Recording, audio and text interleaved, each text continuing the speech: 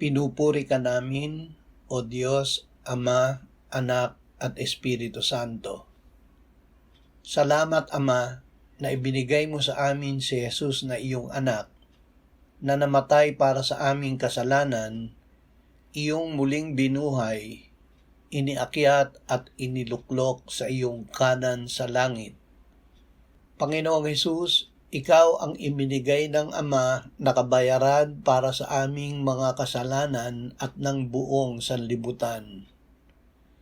Ikaw ay Diyos at alam mo ang lahat ng nalalaman ng Ama na dapat gawin upang kami ay iligtas.